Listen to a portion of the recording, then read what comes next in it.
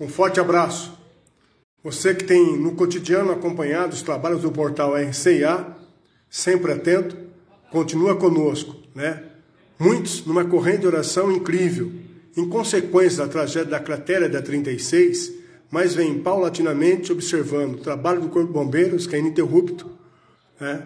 E também de outros organismos cujos trabalhos, seja da Defesa Civil, da Polícia Militar, né, até do pessoal do trânsito também, sempre tem sido de fundamental importância no intuito, né? Os bombeiros, então, de tentar, acima de tudo, como você que tem acompanhado no dia a dia o trabalho do portal, encontrar a Gabriela, 10 anos de idade, que continua desaparecida em consequência da tragédia da Avenida 36. E é claro, quando a gente fala de pessoal de trânsito, Defesa Civil, Polícia Militar, todos também organismos importantes, Defesa Civil que vem nos alertando sobre a possibilidade de mais chuva em maior intensidade em pouco tempo, isso aí que causa nos espécie e nos deixa assim atônitos, né? E também o pessoal do trânsito. A Via Expressa foi totalmente liberada? Não, totalmente ainda não, né?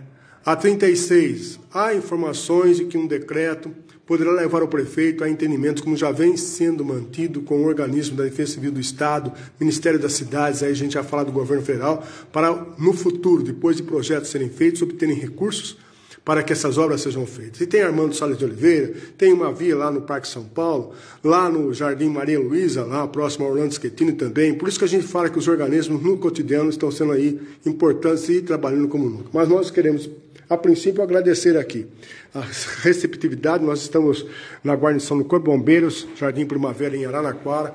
Eu agradeço também não só a receptividade de todos que aqui nos receberam, como aqueles que em São Paulo viabilizaram essa entrevista possível.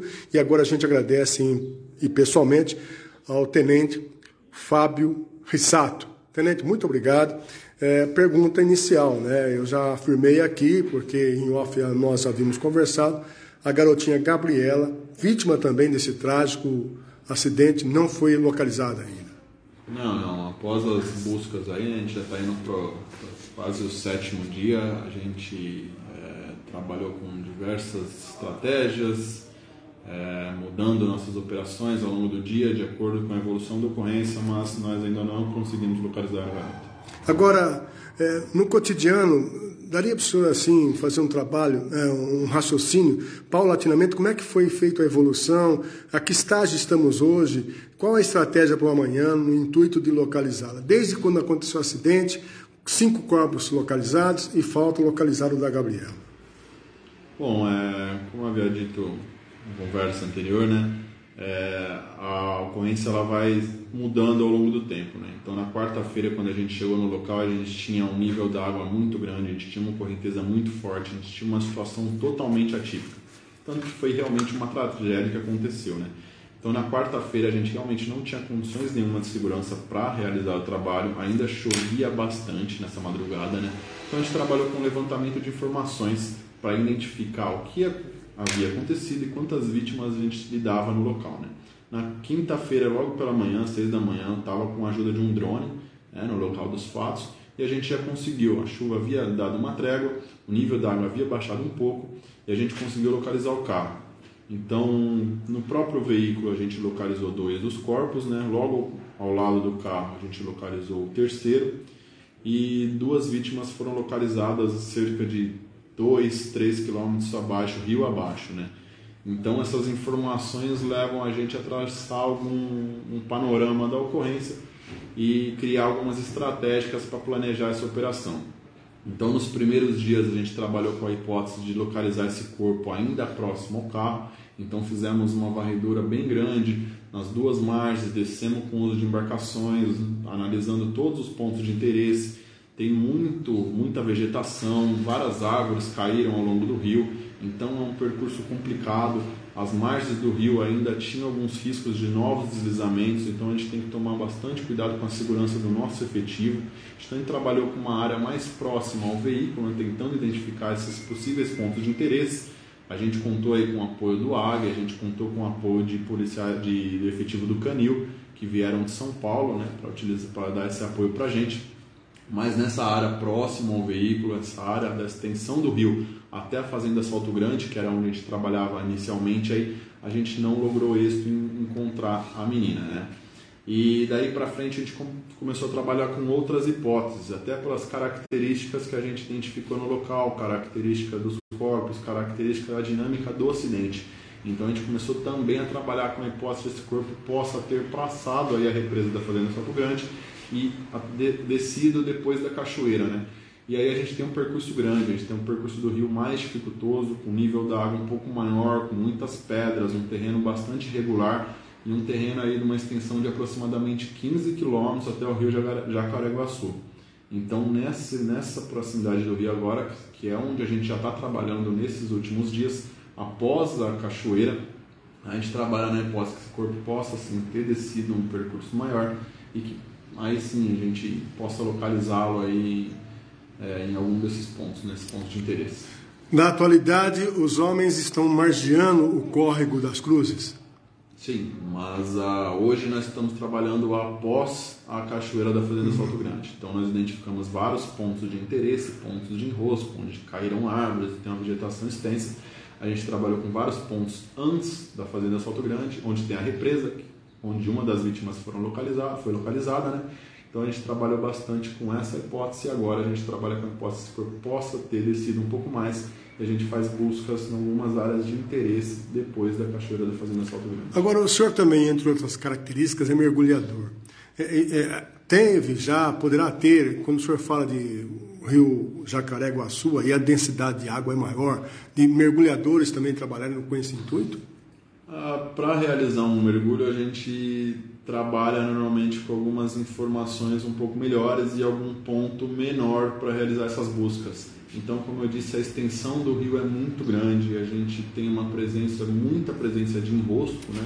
De muita vegetação, muitos galhos. Então, e como a força da água ainda não baixou, a gente tem um nível da água muito forte. Após a cachoeira, a gente tem uma correnteza muito forte. A gente não teria condições de segurança e também não seria muito efetivo, porque a gente não tem um ponto específico para realizar a busca. O mergulho é feito quando a gente tem informações concretas onde que a vítima afundou. E quando a gente tem correnteza, a gente faz um trabalho identificando o nível da correnteza e alguns pontos onde há um remanso, onde há uma área de concentração mais calma. Seria um ponto onde possivelmente o corpo poderia parar. Então, numa área dessa, a realização do mergulho seria pouco eficiente e ainda assim seria perigoso para o nosso mergulhador. Existe a possibilidade do helicóptero Águia de Ribeirão Preto voltar aqui para ajudar em operações que ainda devem ocorrer? Pergunto-lhe ainda, os cães farejadores, eu gostaria que o senhor até explicasse as características desses cães Vieira de São Paulo. Eles poderão retornar a Araraquara, objetivando também a intensidade do trabalho? Sim, o Águia constantemente, né? Ontem mesmo ele esteve aqui no local, então o Águia constantemente está vindo até o local para fazer um sobrevoo, né? Como a área é muito extensa, ele faz o sobrevoo e identifica alguns pontos de interesse. E com base nesses pontos de interesse, a nossa equipe faz uma busca por terra mais elaborada, mais detalhada nesses locais, né?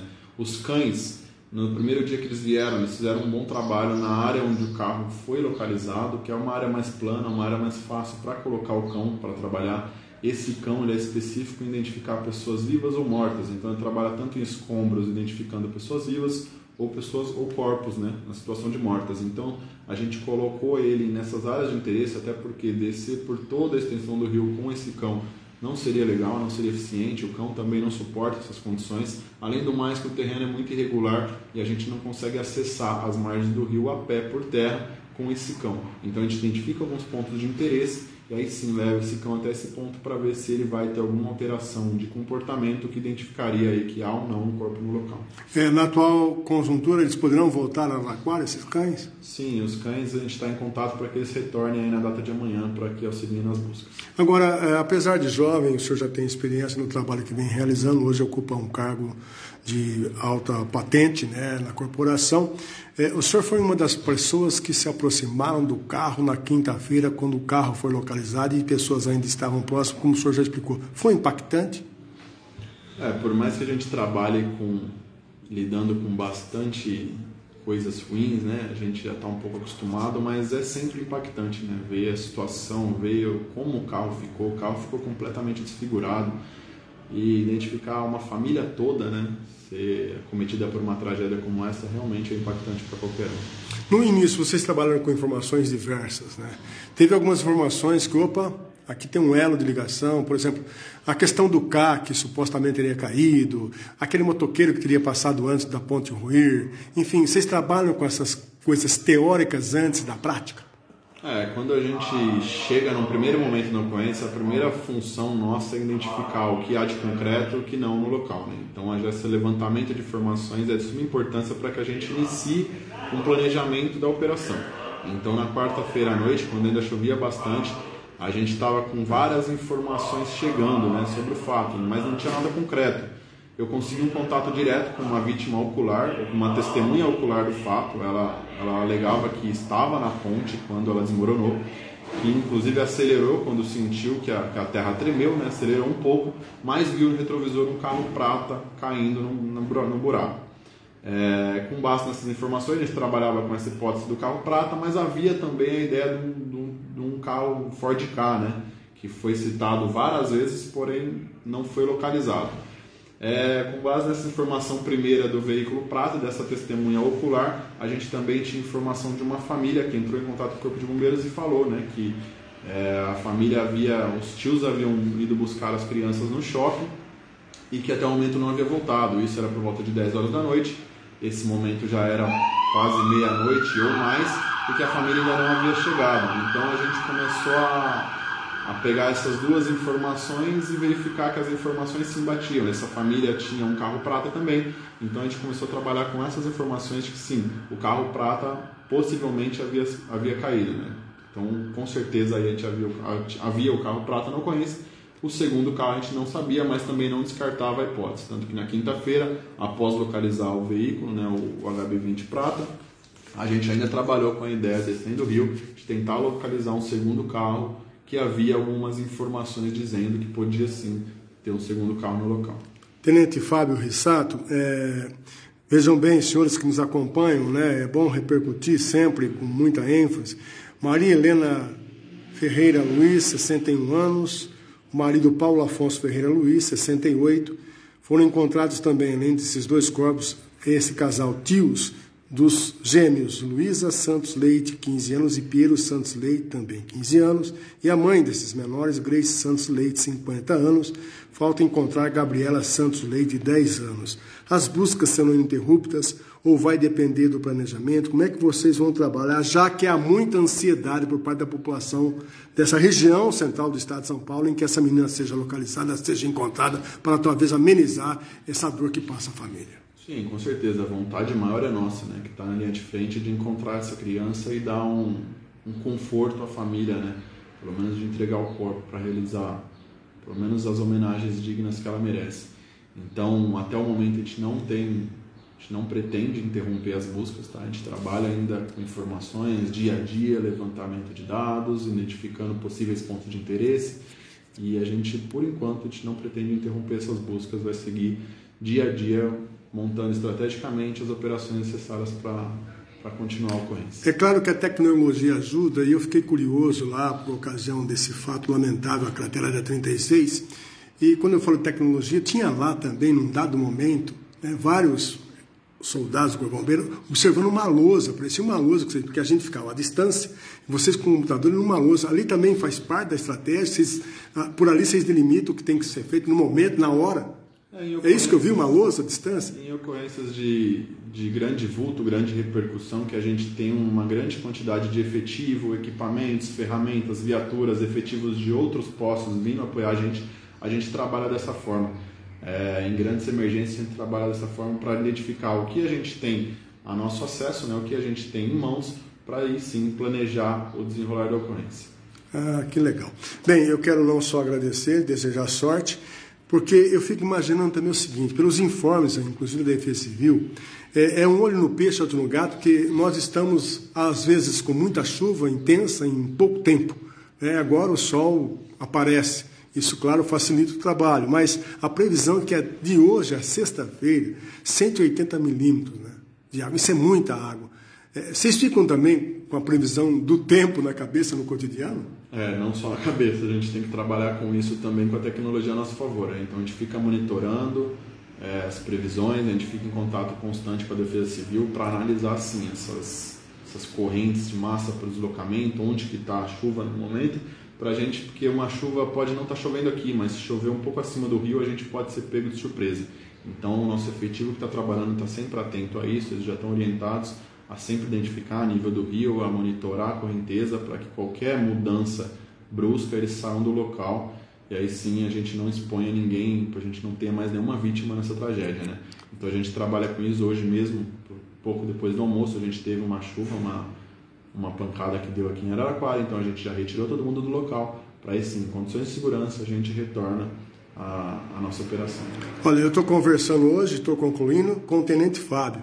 Eu já ressaltei no início da sua jovialidade, não que vai descontrair o momento que vivemos, mas o senhor é natural de Socorro. Será que seria uma sina isso, em vez de ser um bombeiro e chegar ao cargo de tenente? Pergunto-lhe ainda, como é que foi essa infância aí que você conseguiu, na minha avaliação, como jornalista, uma proeza? Até pensar num dia na Ferroviária, mas já jogou no Botafogo e no Comercial em Ribeirão Preto. Como é que você conseguiu isso? São rivais.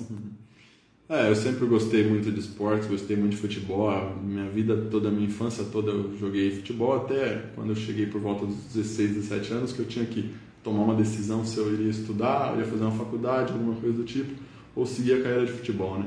É bastante difícil, né? A carreira de futebol não é uma coisa tão fácil, igual muitos pensam.